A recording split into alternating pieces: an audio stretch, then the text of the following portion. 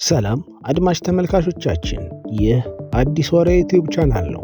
በዛሬው አዲስ ወሬያችን በትላንትናው ዕለት በኢትዮጵያ ስለተመረቀው የተፈጥሮ ጋዝ ማውጫ ፕሮጀክት ልናወራ ወደድን። አብራችሁን ቆዩ። በኢትዮጵያ የኃይል ዘርፍ የዘመናት ህልም የነበረው ሳትጠቀምበት በምድሯ ከርስ ውስጥ የተቀመጠውን የተፈጥሮ ጋዝ ማምረት ሥራ በይፋ ተጀመረ።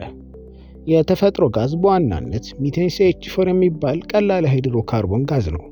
ልክ እንደ ዘይት ከምድር በታች ባሉ ግብአቶች ውስጥ ለብዙ ሚሊዮን ዓመታት በቆዩ የኦርጋኒክ ቁሶች በሞቱ እጽዋትና እንስሳት መበስበስ የሚፈጠር ነው።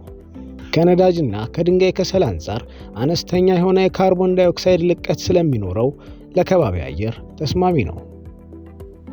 በ1920ዎቹ የተጀመረው የተፈጥሮ ጋዝ የመፈለግ ሥራ በ1970ዎቹ ፍሬ አፍርቶ ኢትዮጵያ በከርሷ ውስጥ የተፈጥሮ ጋዝ በብዛት እንደሚገኝ ተረጋገጠ።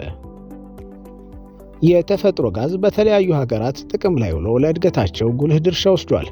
ከነዚህ ሀገራት ውስጥ ስሟ በብዛት የሚነሳው ሩሲያ በስፋት ከጋዝ አቅርቦቷ ከሚጠቀሙ ሀገራት ከምታገኘው ገቢ ባሻገር በአካባቢዋ ላይ የፖለቲካ የበላይነት ታገኝ ዘንዳ አንዱ ምክንያት ሆኗታል። ከነዳጅ ምርቷ ጋር ተደምሮ ለጂዲፒዋ 20% አስተዋጽኦ የሚያደርገው ይህ የተፈጥሮ ጋዝ የሀገሪቱን በጀት ከ30 እስከ 50% ከነዚህ የምድር ሀብቶች በተገኘ ገንዘብ ይሸፈናል። ለኃይል አቅርቦት፣ ለግብርና ግብዓት ለሚሆነው ማዳበሪያ፣ በጋዝ ለሚሰሩ መኪኖች ማንቀሳቀሻ በመሆን ዘርፈ ብዙ ጥቅም ያለው ይህ የተፈጥሮ ጋዝ ለኢትዮጵያ ጥቅም ይሰጥ ዘንዳ በ2013 ዓ.ም ጋዙን ከምድር ለማውጣት ስራው ተጀመረ።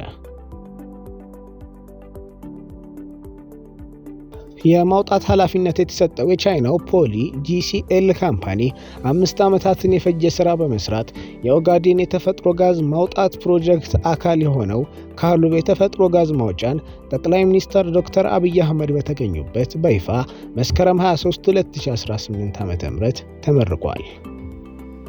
111 ሚሊዮን ሊትር የተፈጥሮ ጋዝ በዓመት የማምረት አቅም ያለውና 1000 ሜጋዋት የኤሌክትሪክ ኃይል የሚሰጠው ይህ ፕሮጀክት ኢትዮጵያ በምድሯ ውስጥ ያሏትን ሀብቶች ለመጠቀም በር ከፋች መሆኑ እየተነገረ ነው።